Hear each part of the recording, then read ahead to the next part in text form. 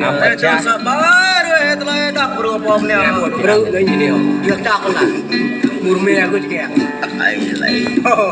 mùa mè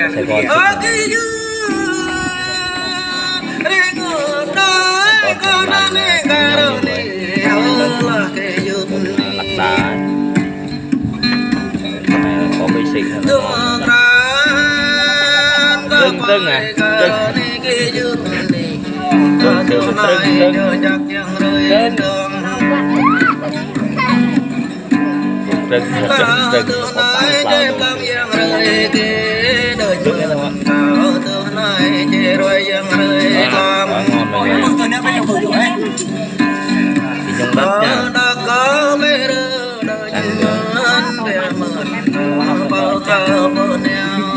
con này cha để mà màu gọi là con này cha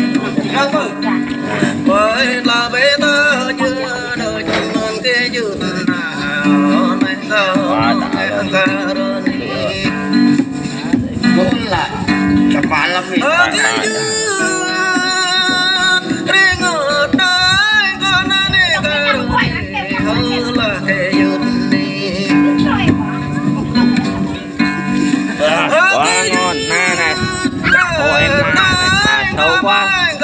dùng cái con thập con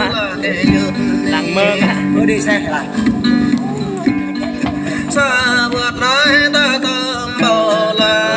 chạy đi trái rồi đào liên tục mọi người biết con này mọi người con này chắc nè họ tên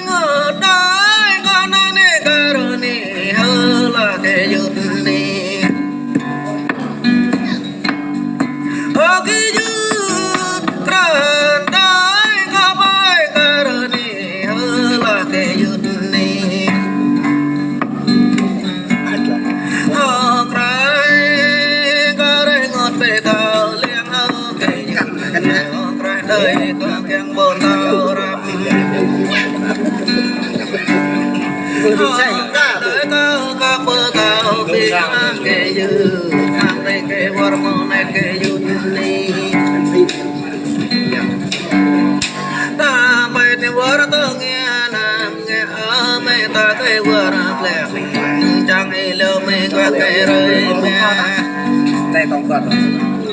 nếu mà phải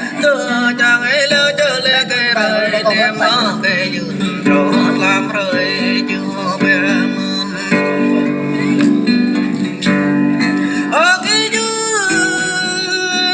để ngờ đấy con anh ấy cả rồi này hơ là cái dư này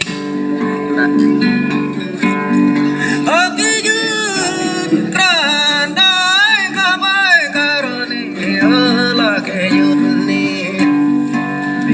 đây chồng đây chồng tôi có nia cái dùn chẳng lưới cái to tôi chẳng lưới cái to như đâu cái brom lá cái dùn tôi chẳng lưới cái to như đang không nghe tôi chẳng lưới có to như ta bữa là cái dùn tôi chẳng lưới cái to như con nhé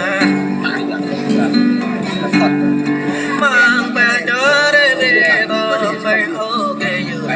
để bôi cho bôi bơ tôm mê ô cái dư để ngờ đói con ăn cà rô nì hơ là cái dư mê. Hello mọi người nhớ chia sẻ và đăng ký kênh mình nhé. Cảm ơn mọi người nhớ xem vui vẻ.